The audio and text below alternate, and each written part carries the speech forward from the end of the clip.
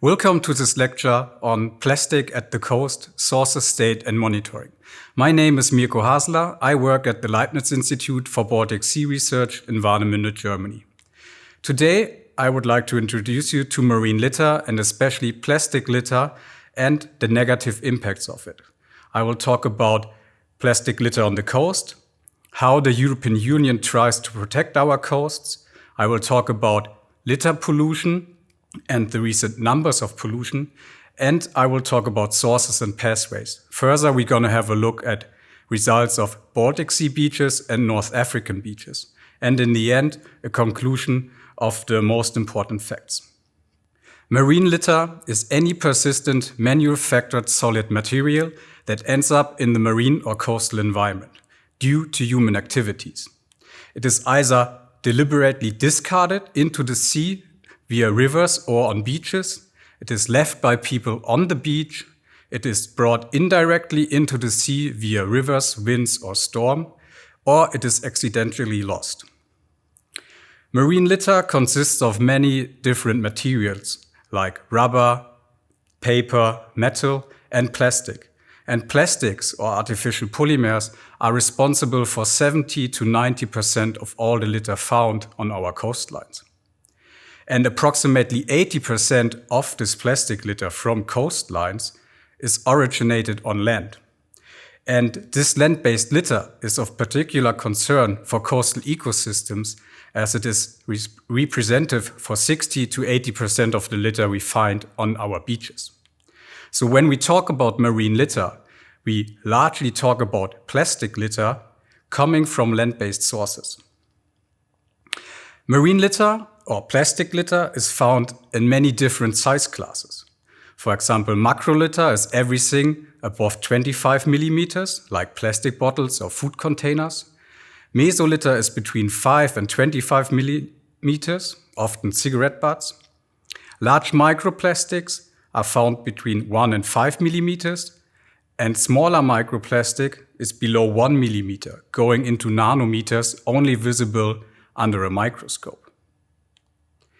And these different sizes of plastic have different impacts on the environment.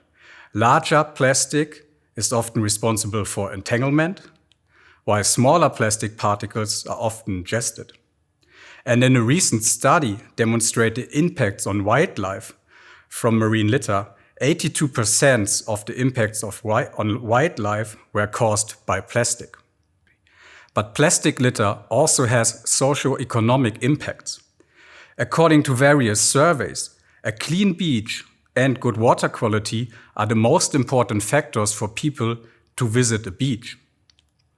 And cleanliness of a beach is very important, especially for foreign tourists. And local people, nearly half of the local people, are willing to spend a drive to a beach that is 7 times further away, that is a clean beach, than going to a local close-by beach that is polluted. Because beach litter and plastic litter creates a feeling of unhealthy conditions and is perceived as a risk health to safety. Further, beach plastic litter has a huge effect on many ecosystems. Plastic litter also causes harm to human beings on the beach. In an evaluation of Australian and New Zealand beaches, 21% of the respondents had received injuries due to beach litter. Primary injuries were wounds, and injuries doubled from 2007 to 2016. To protect beach users and to offer a clean beach, many beaches all around the world are cleaned, and this costs an average 7,000 euros per kilometer of beach per year.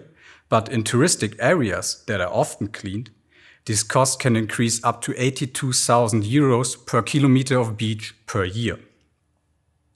As plastic litter is found on beaches worldwide, it is often used to monitor the pollution of the marine environment, because it is easy to generate a lot of data about beach litter, and it's much more cost-effective than surveying the water surface or the sea bottom for plastic pollution.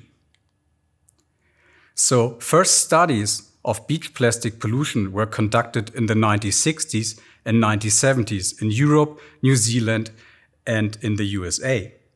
And over time, more and more studies were conducted on beaches all over the world, and more plastic litter was found during this time. To protect the marine environment across Europe, the Marine Strategy Framework Directive was adopted in 2008, trying to achieve the good environmental status by the use of 11 descriptors. And descriptor 10 states that the good environmental status is only reached when the properties and quantities of marine litter do not cause harm to the marine environment. And therefore it is necessary to monitor the litter on coastlines, to gather information about sources and pathways of litter, and all member states have to establish threshold values for the definition of the good environmental status. So, litter shall be monitored on the coastlines, and all over Europe this is mostly done with naked eye surveys on beaches focusing on macro litter. This is a harmonized monitoring approach where volunteers investigate a stretch of 100 or 1,000 meters 4 times a year, picking up all the litter between the waterline and the back of the beach, and afterwards count and analyze this litter. Analyzing the litter looks like this. There's a photo guide that helps with the categorization. So the plastic litter or rubber or glass or paper can be further divided into litter items, for example, plastic bottles or plastic bags. And this method is used all over Europe. The different seas in Europe have different conventions to protect them, but in all of this convention, there are measures and goals to protect the marine environment from marine litter. And in all these areas, a similar approach of this 100 or 1,000 meter method is used so that results are comparable. Here we see a map of Europe where we can see that all over Europe, plastic is the most predominant category of litter found. And if we have a closer look to Spain and Portugal, we can see that 75 to 80% of all the litter found is plastic. In terms of the amount of litter, the pollution differs between the different seas. And in the Baltic Sea, we find less litter compared to Mediterranean beaches or to beaches of the Northeast Atlantic. Let's have a look at the median pollution of beaches in different countries. We can see that the pollution on North Sea beaches of Germany, Denmark and France is between 79 and 671 litter pieces per 100 meter. The pollution on Baltic beaches in Germany, Denmark and France is between 26 and 49. And the pollution on Mediterranean Sea beaches in Spain, France and Italy is between 120 and 623 litter pieces per 100 meter. The pollution median in the European Union is 133. But the threshold for the good environmental status is 20 litter pieces per 100 meter. So none of these 9 subregions is reaching the good environmental status so far. And only 3 or 31 European Union subregions are actually below the threshold value of 20 macroliter pieces per 100 meter. And this is mostly due to single-use plastic that is responsible for 43% of all the litter found on European beaches. These are items like plastic bags, plastic bottles, cotton bud sticks, or food containers. Fishing gear is responsible for another 27%. So, it is important to take action, especially against the single-use plastic pollution, if we want to have the good environmental status of our marine environment. And therefore, we need to know where all the litter and all the plastic is coming from. In general, we can say that 20% of the litter on the beaches is originating from sea-based sources. And 80% of the litter is originating from land-based sources. Here, recreation and tourism with 28% is a very important source, and also waste management, and sewage wastewater, both with 90%. Coming back to the map, if we have a look at the map, we can see that in the Mediterranean Sea, only European beaches are investigated. And for the North African beaches of the Mediterranean Sea, there's no long-term data so far.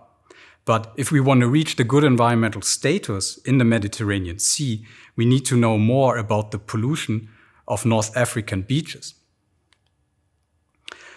First study results show that North African beaches, for example in Tunisia, are much more polluted than beaches in Europe. The median litter pieces per 100 meter are here between 1,100 and 3,500 pieces, so much more than in Europe. And single-use plastic, especially from the tourism sector, plays a very important role. Because in some of the tourist areas in Tunisia or Egypt, most of the litter, actually 75% of the litter, is generated during the summertime when there are a lot of tourists. And tourists generate up to twice as much litter as local people. And this leads to a lot of problems. It leads to polluted beaches, but also to economic losses when the pollution of the beaches results in tourists that stay away because tourists looking for clean beaches. So we need mitigation measures and avoidance measures to decrease the plastic litter pollution in the Mediterranean Sea, especially from the tourism sector. Having a look at the map again, we see that Baltic beaches are in general less polluted than beaches of the Mediterranean or of the North Sea. And this is mostly due to cleaning activities that take part at a lot of sandy beaches in the Baltic Sea, especially in the southwestern part. And this cleaning makes macrolitter a less reliable indicator as it is cleaned up. And this could explain the low numbers of litter found on beaches of the Baltic Sea. But even if the beaches are cleaned, smaller plastic litter like meso-plastic and large microplastic remains in the sediment and accumulates over time. So this size class of meso-plastic and large microplastic can be used to monitor beaches. This is how it looks like. We see a lot of cigarette butts and small plastic pieces on the beach even after the beach cleaning. So there are alternative methods to the macrolitter method. Like we developed a scent rake method investigating 50 square meters of the beach using a 2 millimeter mesh size to sieve the sediment for the mesolitter and the large micro. And this method can be used at all sandy beaches, no matter if they're cleaned or not, because the material remains in the sediment. And the data from this investigation can serve as a basis for pollution baselines for large micro and mesoplastic, and for the definition of the good environmental status in terms of the pollution of Baltic beaches. So, coming to the conclusions. The amount of plastic in the marine environment has certainly increased over the last decades, and beaches are a very important sink of this plastic litter. Beaches all around the world are highly polluted with plastic litter in various sizes, which leads to different impacts on the environment, but also to socio-economic impacts.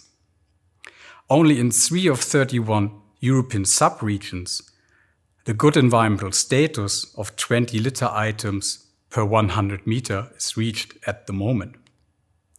And for North African beaches of the Mediterranean Sea, we don't have long-term data, but this data is needed to qualify and quantify the pollution status of the Mediterranean Sea.